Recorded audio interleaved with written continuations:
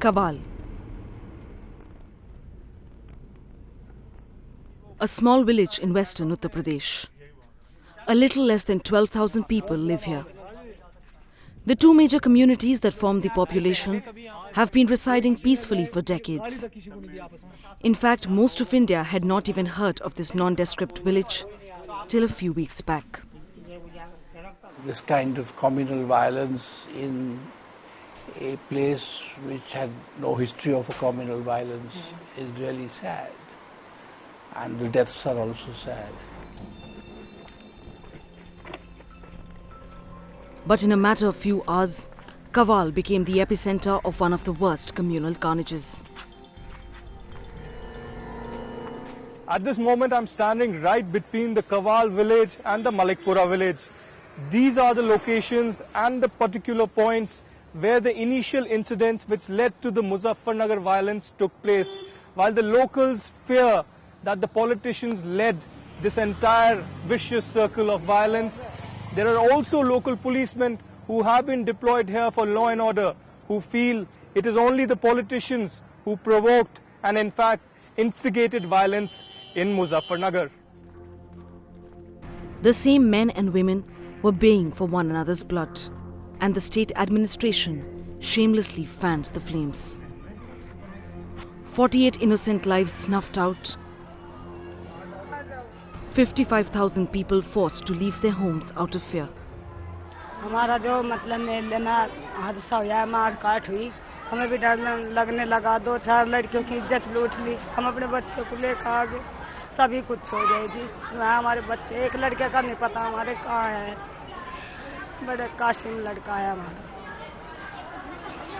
तो जी अब हमें भी अच्छा इच्छा, मानो अब नू कह रहे हैं उनका नाम लिखवाओ, जाटों का, अजी जाटों का नाम लिखवा रहा, कहीं आवे जा गए तो फिर मार डालेंगे हमें।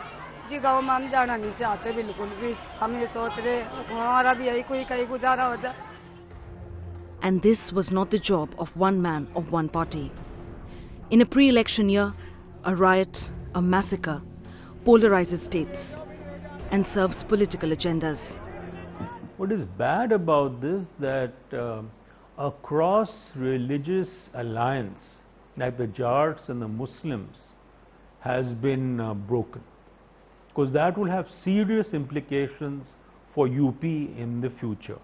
I see the basic reason for this communal riot to be a run-up to the general elections, where UP with its 80 seats is crucial, and so the BJP was playing one kind of politics with the communal card in the video, and the SP was playing another kind of politics, going easy in protecting the Muslims. And every political party was bidding for a share. The state machinery paralyzed, the centre turned a blind eye, the cops were chained, and our elected netas went out spewing venom, triggering the deadly clashes. The Muzaffarnagar riots are a glaring example of how the state failed to act against hate mongers for running riot. Over 55,000 people displaced and nearly 45 people brutally killed. The scars of these communal riots are deep, and the government did little on ground. Even today, there are multiple versions of how death shattered the calm in Muzaffarnagar. One claims a girl from the Jat community was allegedly harassed by a Muslim youth in Kaval. In retaliation, Hindu relatives of the girl in question killed the youth.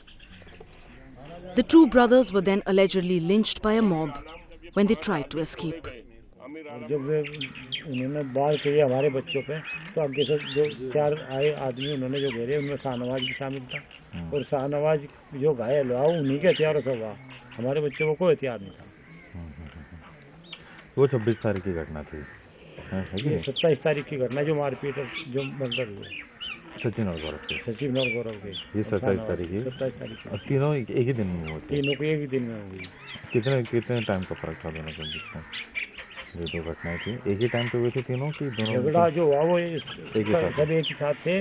वो जो उनके उसके जो भी लगे चाकू छुरा जो भी लगा उसके, जैसे भी वो मारा उन्होंने, वो उन्हीं के हथियारों से घायल हुआ। वो उसे घायल को लेकर अस्पताल पहुँचे और वे उनके अनुसार उन्होंने रास्ते में दम तोड़ा। उसका कहीं खून नहीं था, कहीं घटना स्थल नहीं थी। जहाँ उन्होंने घर में दिखाया, हमारे घर में आकर मारा, वहाँ कोई घटना नहीं। डीएम और एसएसपी जो मौके के अधिकारी थे, उनका ट्रांसफर कर दिया गया रात में, 2 घंटे के बाद, 3 घंटे के। जिन्हें हकीकत का सारा सब पता था, उनका ट्रांसफर कर दिया गया। It was this disregard for the law that is said to be responsible for the bloodshed later on. But is this all there is to the story? Could one incident in a small village devastate an entire town?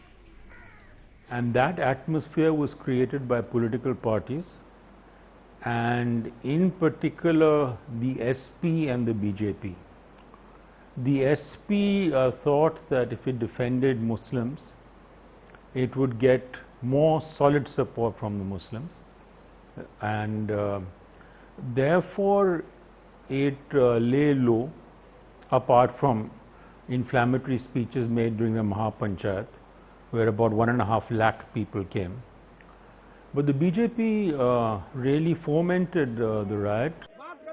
Clearly, the Uttar Pradesh government was shielding incriminating evidence.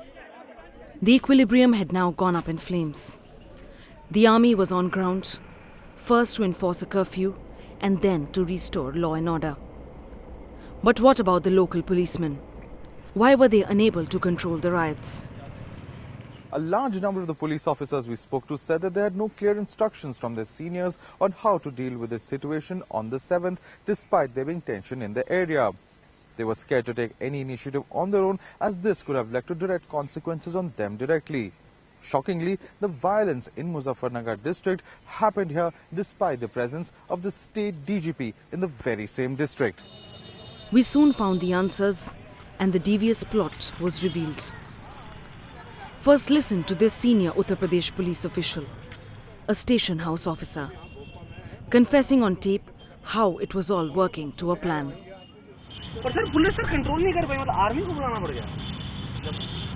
Uttar Pradesh के DGP director of general of police मौजूद थे यहाँ, तो फिर उससे जब बड़ी तोप क्या थी?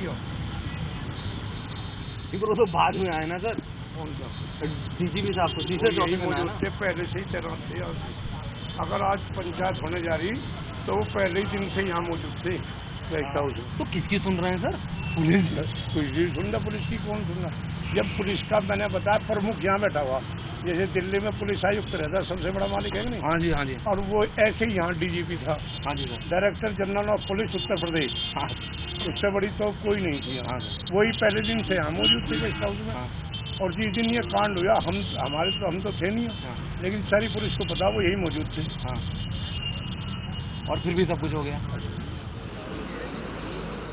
But this was just the tip of the iceberg. The strategy to allow hate mongers to run riot was even more sinister.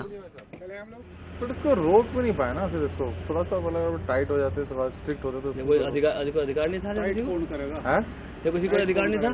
हम अपने आप टाइट हो जाएंगे तो हमारे खिलाफ मुकदमे हो जाएंगे, आप जेल जाओ बस।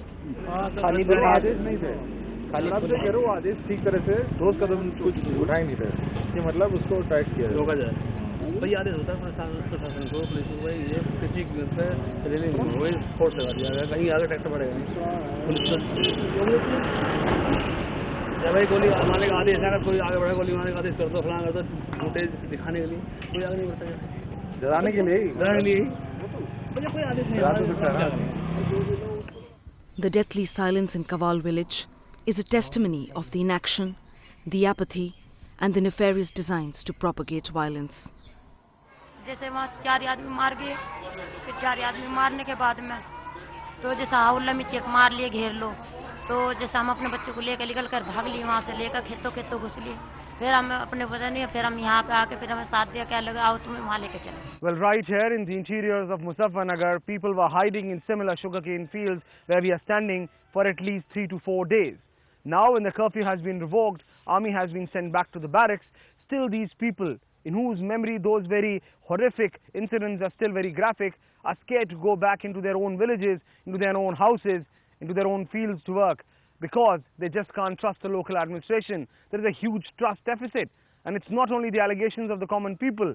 After senior police and then administrative officials caught on camera, caught on Times Now cameras, saying that yes, there was a deliberate go slow and that the police did not perform, did not do their work, It's something which needs to be decided by the state Samajwadi Party government, that how would they satisfy these people. The fear here is palpable. जैसे हमारे बच्चे थे, हम 4 बच्चे को साथ ले रहे हैं, एक बच्चा हमारा लापता है। हम शामली है, शामली से हमारे घर के सामने ही झगड़ा हुआ, झगड़े में हम निकल कर आ रहे हैं, हम वापस नहीं जा सकते डर के वजह से। हमारे गाँव में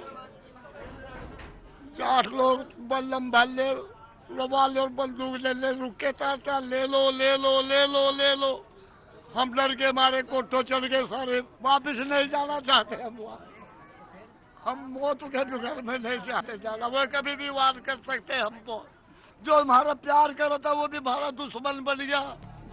A bunch of men from different political outfits, with complete synchronization, allowed this communal flare-up simply for votes.